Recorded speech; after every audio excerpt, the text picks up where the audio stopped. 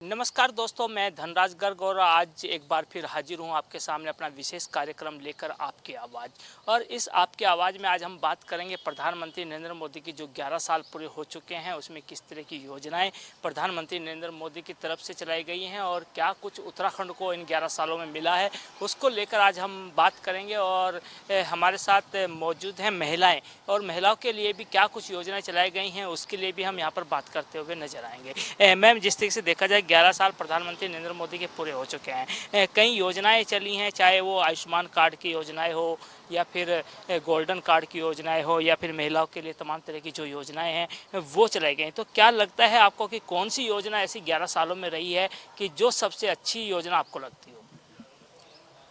देश के प्रधानमंत्री जी ने इस भारत को, इस देश को विकसित भारत बनाने में कोई कोर कसर नहीं छोड़ी है, बल्कि संकल्प से सिद्धि तक का जो सफर उन्होंने तय किया, मुझे लगता है कि 2014 का जो भारत था से पहले का वो आप देख सकते हैं और 2014 के बाद का जो भारत है वो भी आप देख सकते हैं।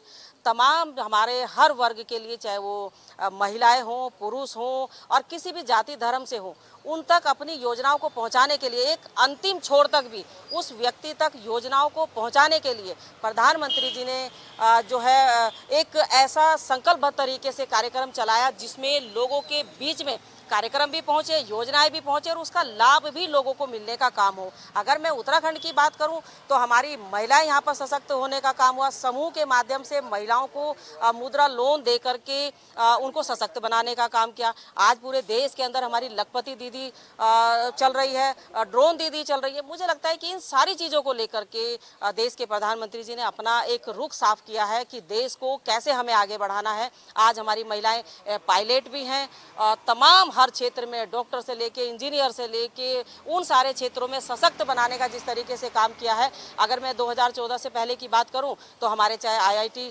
5 से 6 हुआ करते थे, आज कम से कम 18 से 23 के बीच में है। तमाम हमारे चाहे आरटीआई हो, एचएमटी हो, तमाम इतने जो हमारे संसाधन है, जो संस्थान जो हमें देश के प्रधानमंत्री जी ने देने का काम किया है, उनको आगे बढ़ाने का काम किया है। आज टेक्निकल की अगर तरफ मैं जाऊँ तो आज हमारा जितना भी स्ट्रक्चर है उसको और आगे बढ़ाने का काम किया देश के प्रधानमंत्री जी ने। तो मुझे लगता है कि आज देश के अंदर और उत्तराखंड के अंदर और तमाम जितने भी हमारे राज्य आते हैं, सब जगह सुदूर तक पहुंचाने की जो ये योजनाओं का जो उनका एक तरीका था वो बहुत अच्छा है। आज मैं अगर बात करूं अपनी महिलाओं के लिए तो 30%, 33% आरक्षण देकर के महिलाओं को लोकसभा, विधानसभा में भेजने का जो संकल्प उन्होंने पूरा किया।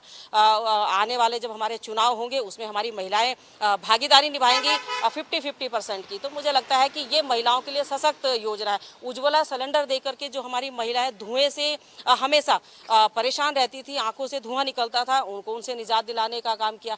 पीएम आवास, जो अटल आवास है हमारा, वो महिलाओं के नाम पर उनको आवास देने का काम किया। आज गरीबों के लिए जिस तरह से योजनाएं चल रही हैं, बिजली का जो हमारा कनेक्शन है वो महिलाओं के नाम है, पानी का कनेक्शन है वो महिलाओं के नाम है, तमाम वो सारी चीज़ें हमारी महिलाओं को देने का काम किया। और प्रत्येक वर्ग को आगे किस तरीके से वो पहुँचे, स्वयं में वो मजबूत कैसे बने, आत्मनिर्भरता की ओर कैसे जाए, इस ओर लेकर के प्रधानमंत्री जी ने अपना काम किया है। आज अगर मैं फ्लाईओवर की बात करूं तो आज पूरे देश के अंदर आप देख सकते हैं कि जहां पर हमें 6 से 7, 8 घंटे कहीं जाने में लगते थे, अगर मैं उत्तराखंड से दिल्ली की बात करूं तो वहां पर भी अगर 7 घंटे लगभग दिल्ली जाने में लगते थे, आज हमको 2.5 से 3 घंटे लग रहे हैं। तो वो देन है, वो विकसित भारत की प्रधानमंत्री जी की देन है कि उन्होंने किस तरीके से महिलाओं को भी। लेकिन कहा जा सकता है कि 11 सालों में कहीं ना कहीं भारत विकसित होने की ओर बढ़ा है, लेकिन वही 2047 तक भी विकसित भारत बनाने की बात कहीं ना कहीं की जाती है। तो क्या लगता है कि प्रधानमंत्री नरेंद्र मोदी जी ये लक्ष्य पूरा कर पाएंगे?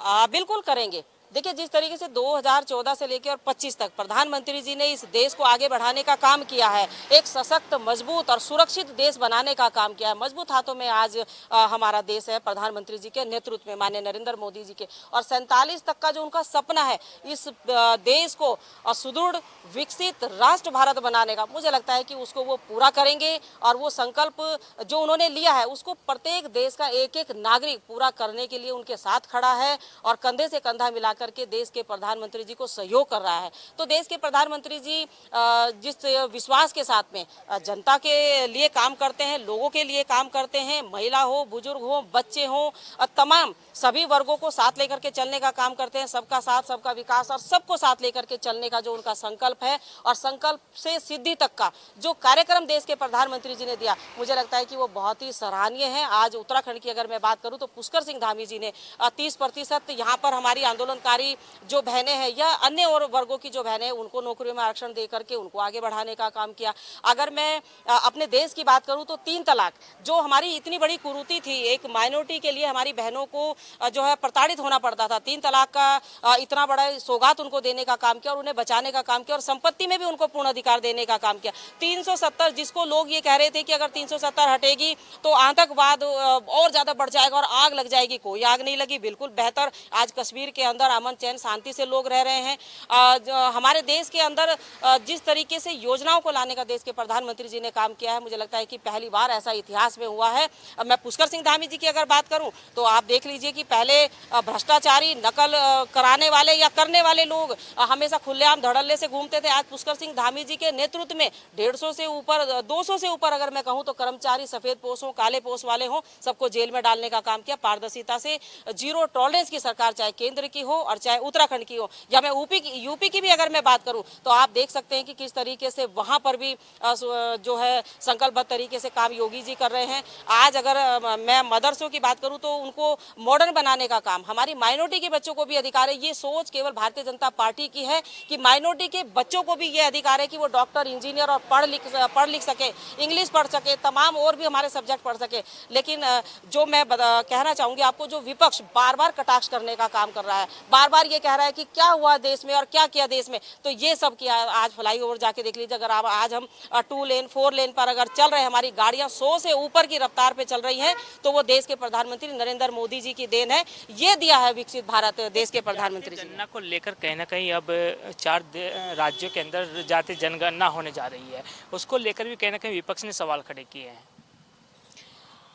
देखिए, मैं विपक्ष की क्या बात करूं। एक तरफ तो विपक्ष बार बार अब तक चिल्ला रहे थे, उनके राहुल गांधी जी और जोर जोर से हर मंच से चिल्ला रहे थे जाति जनगणना करा के रहूंगा, करा के रहूंगा, करा के रहूंगा। और जब अब देश के प्रधानमंत्री जी ने जाति जनगणना के लिए जो है कह दिया और वो जाति जनगणना होगी, हमें भी पता लगे, सभी को पता लगे, ये सारी चीजें होनी चाहिए।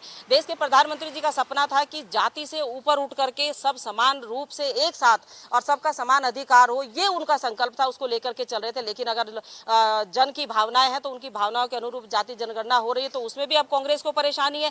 मुझे समझ में नहीं आता। एक बार मैं इंदिरा गांधी जी का वो सुन रही थी, पूर्व प्रधानमंत्री जो हमारी स्वर्गीय प्रधानमंत्री है, वो कह रही थी कि जाति का भेदभाव मिटना चाहिए, जाति के उससे जो है आरक्षण नहीं होना चाहिए। हमने ये भी सुना है कांग्रेस के उन नेताओं से, राजीव गांधी जी ने खुद कहा कि जाति को लेकर के कोई भी इस तरीके से नहीं होनी चाहिए, जाति का भेदभाव और ज्यादा बढ़ता रहता है, मुझे लगता है कि समान अधिकार होना चाहिए। तो एक बार राजीव गांधी जी ने एक और स्पीच दी थी, उन्होंने कहा था कि मैं अगर 1 रुपया यहाँ से भेजता हूँ तो 15 ही पैसे लोगों तक पहुंचते हैं। लेकिन ये देश के प्रधानमंत्री नरेंद्र मोदी जी का संकल्प है कि अगर वो 1 लाख रुपया भी मुद्रा के जरिए अपनी बहनों को, भाइयों को लोन देने का काम करते तो सीधा उनके अकाउंट में पहुंचते हैं, यानी कि 1 लाख जाते हैं तो 1 लाख ही उनके अकाउंट में जाते हैं। बीच के जो एजेंट हैं, बीच के जो बिचौलिए हैं, उनको उन्होंने खत्म करने का काम किया। तो मुझे लगता है कि डिजिटल जो हमारा देश बन रहा है, जो सोशलाइज हो रहा है हमारा देश, तो वो एक बेहतरी की तरफ जा रहा है। विकसित राष्ट्र जो हमारा बनने जा रहा है 47 तक, वो सपना हमारा जरूर पूरा होगा। आप सब देखेंगे, हमारे युवा जो हमारी न्यू जनरेशन आ रही है उस सपने को साकार होते हुए देखेगी। और जिस तरीके से देश के प्रधानमंत्री जी ने कहा है कि मैं इस देश को आगे बढ़ाने में अपने 24 घंटे अगर मुझे काम करना पड़ेगा, मैं 24 घंटे भी काम करूंगा। राजनीति होती रहेगी। सुरक्षा की अगर मैं बात करूं तो आज पाकिस्तान को देख लीजिए किस तरीके से जवाब देने का काम हमारी आर्मी ने किया, हमारे आर्मी के फोर्स ने किया, हमारे सैनिकों ने किया, हमारी 2 मात्र शक्ति ने जिस तरीके से 9 के 9 ठिकाने पाकिस्तान के नस्ते नाबूद करवाने का काम किया। तो आज ये काबिले तारीफ है। देश के प्रधानमंत्री जी ने जिस तरीके से सेना को खुलेआम छोड़ दिया कि आपको खुली छूट है, आप जो चाहे जैसे चाहे, आपका वक्त होगा, आपके संसाधन होंगे, होंगे तमाम, चाहे जैसे चाहे आप दुश्मन को मार सकते हैं, गिरा सकते हैं। तो आज पाकिस्तान के हालात ये है कि वहाँ पर आज खाने के भी लाले पड़ रहे हैं। तो मुझे लगता है कि कांग्रेस अगर इस चीज़ पर भी सवाल उठाती है तो मैं कांग्रेस से सिर्फ ये सवाल पूछना चाहती हूँ कि जब 2011 में जिस वक्त ये यहाँ पर आतंकवादियों ने हमला करने का काम किया था, तो उस वक्त इन्होंने यहाँ से जब वहाँ पर खाने के लाले पड़े तो 215 करोड़ यहाँ से उनको भेजने का काम किया, अनाज भेजने का काम किया टनों में। तो कांग्रेस दो धारी तलवार की तरह काम करती है कि अगर आपको पाकिस्तान के लोगों के साथ ही रहना है, पाकिस्तान की सरकार के साथ ही रहना है, तो मुझे लगता है राहुल जी को वहीं चले जाना चाहिए। अगर अपने देश के साथ है तो कम से कम भारतीय सेना का साथ देना चाहिए, सरकार का साथ देना चाहिए। आज जितने डेलीगेशन हमारे विदेशों में गए हैं, जिस तरीके से उन्होंने अपने देश की बात रखी और दुश्मन पाकिस्तान की बात रखी, हमारे जो डेलीगेशन गए वो उन्हीं पे आरोप लगाने का काम करे। तो मुझे लगता है कि कांग्रेस कभी भी देश के हित में नहीं खड़ी होती, कभी भी देश के पक्ष में बात नहीं करती, हमेशा अपने स्वार्थ की राजनीति करती है, अपनी कुर्सी की राजनीति करती है। बस किसी को प्रधानमंत्री बनना है। और उत्तराखंड की अगर मैं बात करूं तो 5 नेता हैं उत्तराखंड के अंदर और पांचों के पांचों मुख्यमंत्री की दौड़ में होते हैं। तो मुझे लगता है कि कांग्रेस के अंदर सूत ना कपास और लट्ठम लट्ठा चलती रहती है। तो इसलिए मुझे लगता है कि कांग्रेस को इस वक्त समझने की आवश्यकता है कि देश क्या चाहता है उनसे, देश क्या चाहता है। देश तरक्की चाहता है, विकसित भारत, विकसित देश चाहता है। मुझे लगता है कि आज देश के प्रधानमंत्री जी देश को सौगात भी दे रहे हैं और आगे बढ़ाने का काम भी कर रहे हैं। तो इस पे किसी को भी आक्षेप लगाने का कोई भी कारण नहीं होना चाहिए। धन्यवाद। बिल्कुल, कहीं ना कहीं देश विकसित देश होने की तरफ बढ़ता हुआ नजर आ रहा है। और जिस तरीके से प्रधानमंत्री नरेंद्र मोदी के 11 साल पूरे हुए हैं, उन 11 सालों में जो सबसे अच्छा काम कहीं ना कहीं जनता के द्वारा बताया जा रहा है, और सिर्फ पहलगांव के बाद हमले के बाद जिस तरीके से जो कहा जाए कि सिंदूर ऑपरेशन चलाया गया था, उसको कहीं ना कहीं सबसे अच्छा काम माना जा रहा है। क्योंकि एक देश का नाम रोशन हुआ है और देश का सीना भी कहीं ना कहीं चौड़ा हुआ है और उसी को सबसे अधिक माना भी जा रहा है। तो चलेंगे और लोगों के पास और उनसे बात करेंगे और उनसे जानेंगे कि आखिर इन 11 सालों के अंदर प्रधानमंत्री नरेंद्र मोदी ने कौन सा ऐसा अच्छा काम किया है जिसको लेकर वो खुश हैं। मोदी सरकार के 11 साल पूरे हो चुके हैं और 11 साल पूरे होने पर उत्तराखंड में भी बीजेपी कहीं ना कहीं जश्न मनाती हुई नजर आ रही है। क्योंकि आज कई कार्यक्रम बीजेपी की तरफ से रखे गए हैं और मोदी सरकार कितनी सफल रही है 11 सालों में, इसको जानने के लिए आज हम जनता के बीच पहुंचे हैं और जनता से बात करें कि आखिर 11 सालों में जो मोदी सरकार के द्वारा काम किए गए हैं या फिर जो योजनाएँ चलाई गई हैं वो कितनी कारगर साबित हुई है और कौन सी ऐसी योजना है कि जो लोगों को पसंद आ रही है और कौन सा ऐसा काम है मोदी सरकार का 11 सालों में कि जो सबसे अधिक कहीं ना कहीं लोग पसंद करते हुए नजर आ रहे हैं। भाई साहब, यदि देखा जाए तो आज मोदी सरकार के 11 साल पूरे हो चुके हैं, बीजेपी लगातार जश्न मनाती हुई नजर आ रही है, तो क्या लगता है आपको मोदी सरकार के 11 सालों में कौन सी ऐसी योजना है जो सबसे अधिक कारगर साबित हुई हो? सेवा, सुशासन और गरीब कल्याण के 11 वर्ष। मोदी सरकार, अमृत काल चल रहा है। 2047 में विकसित भारत के सपने को साकार करने में मोदी सरकार काम कर रही है। 2014 से जब मोदी सरकार ने काम करना शुरू किया, पहले दिन का पहला वाक्य संसद की चौखट को माथा टेक कर जाना और गरीब कल्याण के लिए योजना प्रारंभ करना। कांग्रेस पार्टी ने बैंकों का राष्ट्रीयकरण करा और बीजेपी ने हर गरीब के खाते खोलने की कल्पना को साकार किया, जनधन योजना के खाते के माध्यम से। मुद्रा बैंकिंग, प्रधानमंत्री आवास योजना, हर गरीब को छत मिल जाए। प्रधानमंत्री खाद्यान्न योजना, हर गरीब को फ्री में अनाज दिया जाए। प्रधानमंत्री उज्ज्वला योजना, हर गरीब को गैस के सिलेंडर दिए जाए। चूल्हे से जो उनके फेफड़े खराब हो जाते हैं उसका दुख भी सहन करने का काम मोदी जी ने किया। प्रधानमंत्री आयुष्मान भारत योजना, हर व्यक्ति को 5 लाख का इंश्योरेंस देकर हेल्थ इंश्योरेंस से उसको जोड़ने का काम किया।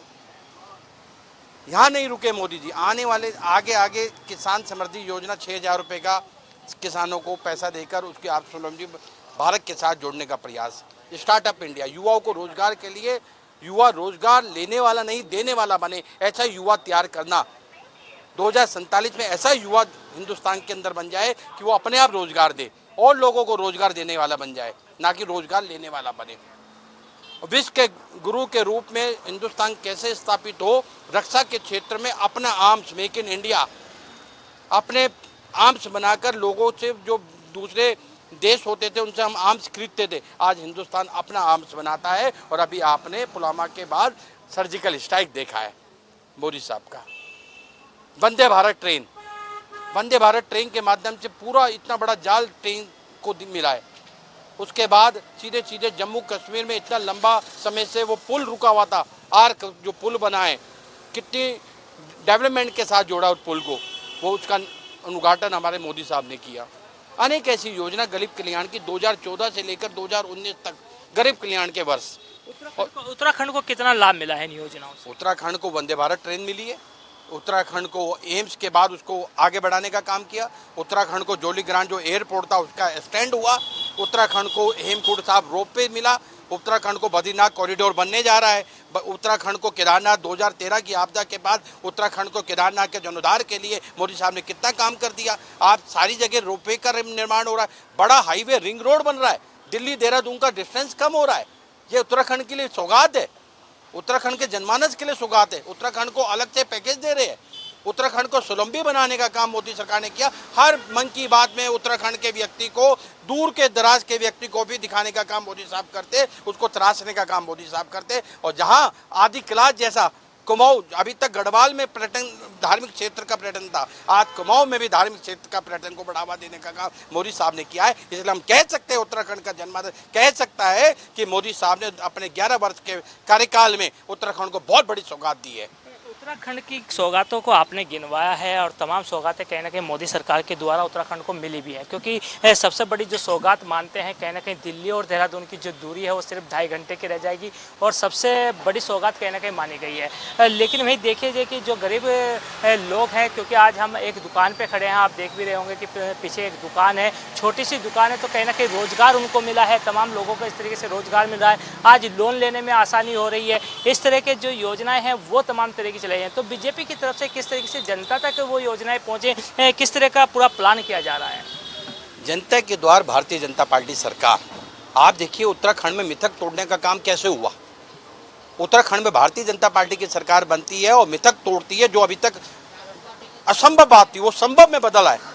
और आज दोबारा मिथक तोड़कर दोबारा सरकार बनी है, वो केवल मोदी जी की योजना पे मोहर लगी है और हमारी भारतीय जनता पार्टी की प्रदेश सरकार की योजना पे मोहर लगी है। आज मोहर लगाने के बाद जनता ने स्वीकार किया है कि केवल और केवल हिंदुस्तान का और उत्तराखंड का विकास कौन कर सकता है, वो भारतीय जनता पार्टी सरकार कर सकती है। बिल्कुल, कहीं ना कहीं भारतीय जनता पार्टी ने तमाम तरह की जो योजनाएं चलाई हैं वो कहीं ना कहीं कारगर साबित हुई हैं और सभी का यही मानना है कि कहीं ना कहीं जो योजनाएं चली हैं उससे लाभ आम जनता को मिलता हुआ नजर आ रहा है। मैं कुछ और लोगों से भी बात करेंगे, उनसे भी जानेंगे कि आखिर मोदी सरकार की कौन सी ऐसी योजना है कि जिससे वो खुश नजर आ रहे हैं, क्योंकि तमाम तरह की जो योजनाएं अभी आपने सुना कि किस तरीके से उन्होंने गिनवाई है, तमाम तरह की जो योजनाएं हैं उनका लाभ किस तरीके से जनता को मिल रहा है। जनता से भी खास बातचीत करेंगे और जनता से जानेंगे कि आखिर उनको कौन सी योजना मोदी सरकार की ऐसी है कि जो 11 सालों में सबसे बेहतरीन जो योजना है वो उनको मिली है और सबसे बेहतरीन जो काम है मोदी सरकार का वो उनको मिला है। क्या नाम है भाई साहब आप? मेरा नाम बलराज सिंह है जी। बलराज जी, आप एक वाहन चालक हैं और किस तरीके से देखते हैं कि मोदी सरकार के आज 11 साल पूरे हो चुके हैं, तो उनको किस तरह देखते हैं? कौन सी योजना ऐसी लगती है कि जो सबसे बढ़िया योजना मोदी सरकार ने चलाई है? मोदी सरकार की सभी योजनाएं अच्छी हैं। जैसे आज देख रहे हैं आप, हाईवे हर जगह जगह हाईवे बन रहे और गांवों की सड़कें भी हर जगह से जो है हाईवे से जोड़ दी गई है। सड़कों का अच्छा विकास हो रहा है। तो कहा जा सकता है कि एक गरीब को कहीं ना कहीं जो योजनाएं हैं वो तमाम तरह की योजनाएं मिली। गरीब को योजना तो मिल रही है, जैसे मेरे को खुद आयुष्मान कार्ड वगैरह मिला है, जो सरकार की तरफ से जो है एक सरकारी पट्टा भी मिला है। कभी आज तक कांग्रेस के राज में या समाजवादी के राज में कभी कुछ नहीं मिला, बीजेपी के राज में मिला है। बहुत योजनाएं मुझे खुद मिली है बीजेपी के राज में। तो क्या लगता है जो आयुष्मान कार्ड बनाया है, क्योंकि सबसे अच्छी योजना मानी गई है, क्योंकि 5 लाख का इलाज कहीं ना कहीं गरीब को फ्री मिल जाता है। और आप कांग्रेस की सरकार में देखते थे कि वो योजनाएं नहीं मिलती थी, लेकिन मोदी सरकार ने 11 सालों के अंदर जो अच्छा काम किए हैं उनमें से सबसे अच्छा काम कौन सा लगता है आपको? बीजेपी के राज में मोदी सरकार ने जितने भी काम करे हैं सभी अच्छे हैं, किसी एक की तुलना मत कीजिए, सभी अच्छे हैं।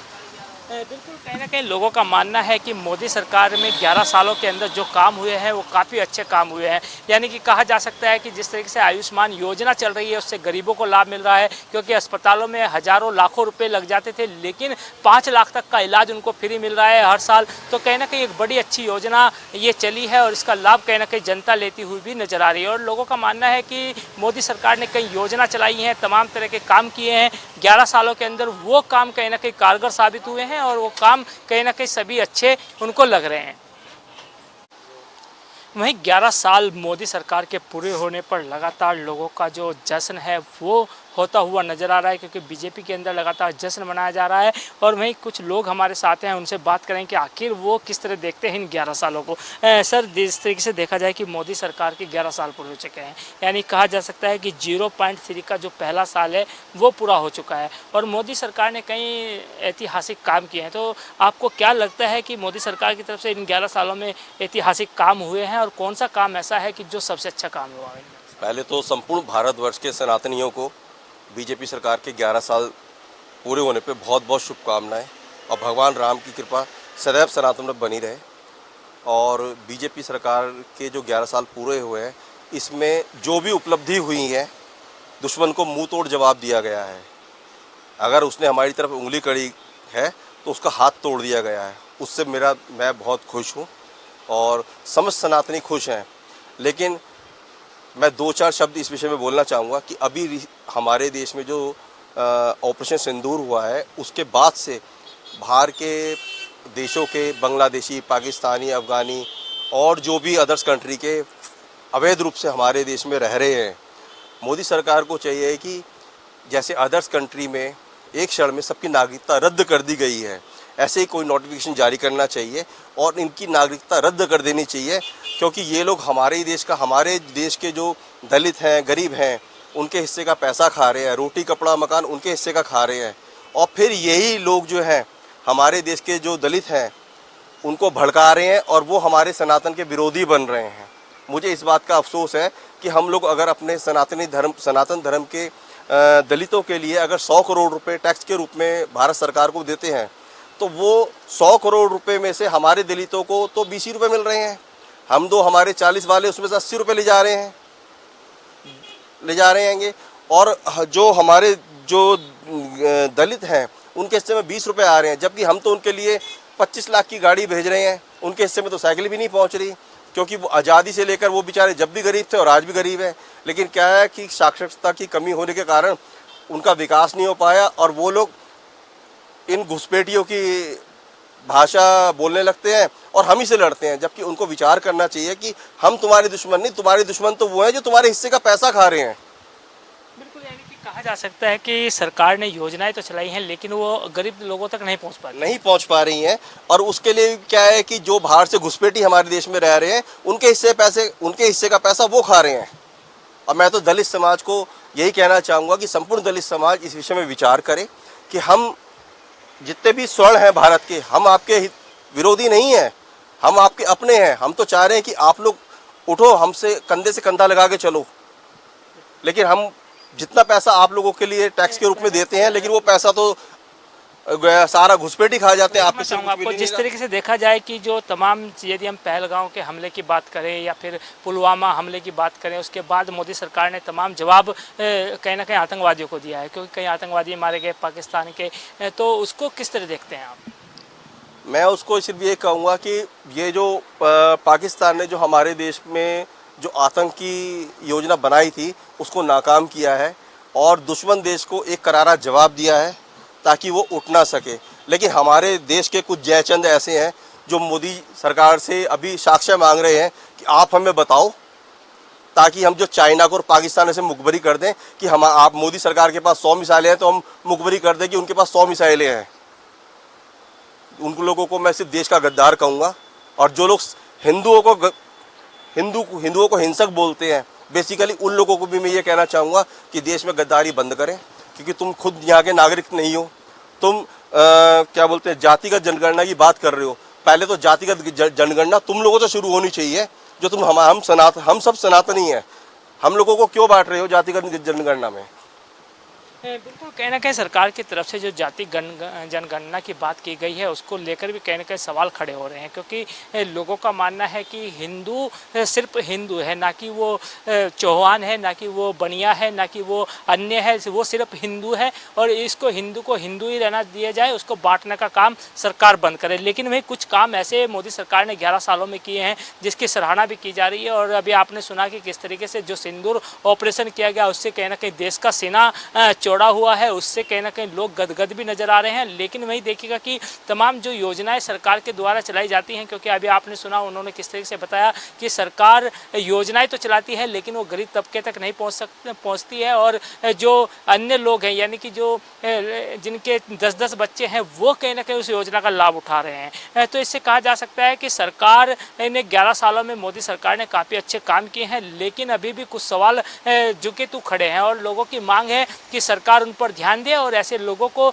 देश की जो नागरिकता है उससे बाहर करे और यहाँ की नागरिकता उनकी समाप्त की जाए और उनको वापस पाकिस्तान भेजा जाए। और लगातार आप देख भी रहे होंगे कि पहलगांव हमले के बाद कहीं ना कहीं कुछ पाकिस्तानियों को वापस पाकिस्तान भेजा भी गया था सरकार के द्वारा, लेकिन अभी भी कुछ ऐसे लोग यहाँ पर घुसपैठी जमे हुए हैं कि जिनको बाहर भेजने की आवश्यकता है। भाई साहब देखिए, आपने तमाम इस पर बात की हमने, लेकिन मोदी सरकार के द्वारा जो सड़कों का जाल बिछाया गया है, तमाम इस तरह के कार्य किए गए हैं, चाहे हम आयुष्मान कार्ड की बात करें, रोडों के जाल की बात करें, तो इनमें कौन सा काम आपको अच्छा लगा सबसे? मेरे को इसमें सारे काम अच्छे लगे हैं, क्योंकि भारत का जो यातायात नेटवर्क है वो बहुत अच्छा किया गया है। और आयुष्मान से ये है कि गरीब से गरीब आदमी जो बेचारा क्या बोलते हैं अस्पताल नहीं जा सकता था, उपचार के सही तरीके से नहीं हो पाता था और वो ऐसे ही मर जाता था, उसका अब गरीब से गरीब आदमी का उपचार हो जाता है। और जो मैं यातायात पे भी एक बात बोलना चाहूँगा कि इसमें भी बहुत बड़ा एक वो है स्कैम हो रहा है। जब हम लोग कोई भी व्हीकल लेते हैं तो उस समय व्हीकल के साथ हमें जीएसटी ले लिया, कोई बात नहीं, वो टैक्स है भारत सरकार को जा रहा है। लेकिन आपने जो हमसे 15 साल का रोड टैक्स लिया है वो किस चीज़ का लिया है? पहली चीज़ तो आपने हमसे 15 साल का रोड टैक्स एडवांस में ले लिया, फिर उसके बाद आप हमसे टोल किस चीज़ का ले रहे हो? क्योंकि गाड़ी पे तो रोड टैक्स तो आपने रोड पे चलने का लिया है ना, तो टोल टैक्स किस चीज़ का ले रहे हो आप हमें? आप हमसे एक चीज़ ले लो, क्या तो टोल ले लो या रोड टैक्स ले लो। और जो रोड टैक्स आप 15 साल का हमसे एडवांस ले रहे हो, आपने हम पे उस पर इंटरेस्ट दिया कहाँ आपने हमें? तो मैं सरकार को थोड़ा सा कहूँगा इस विषय में भी थोड़ा विचार करें। बिल्कुल, कहीं ना कहीं एक बड़ी बात इन्होंने कही है कि जब हम नई गाड़ी खरीदते हैं तो कहीं ना कहीं सरकार उस पर 15 साल का टैक्स पहले से ही ले लेती है एडवांस में, लेकिन उसके बावजूद भी जो टैक्स दिया गया है वो कहीं ना कहीं रोड का टैक्स होता है। लेकिन उसके बावजूद भी जो टोल है, टोल का टैक्स भी कहीं ना कहीं रोड का ही होता है। लेकिन देखिए, डबल टैक्स कहीं ना कहीं लिया जा रहा है, इसको लेकर भी विचार करने की बात उन्होंने कही है। और इसके साथ ही उन्होंने ये भी कहा है कि 11 सालों में आयुष्मान योजना जो चलाई है सरकार ने, वो कहीं ना कहीं काफ़ी लाभदायक हुई है, क्योंकि उससे कहीं ना कहीं गरीब तबके का जो लोग है जो अपना उपचार नहीं करा पाता था और ऐसे ही कहीं ना कहीं उसकी मौत हो जाती थी, लेकिन अब कहीं ना कहीं इस आयुष्मान कार्ड से वो अपना इलाज करा सकता है और उसको उसका लाभ भी मिलता हुआ नजर आ रहा है। कैमरा सहयोगी वीरेंद्र थपलियाल के साथ धनराज गर्ग, JK 24/7 न्यूज़, देहरादून।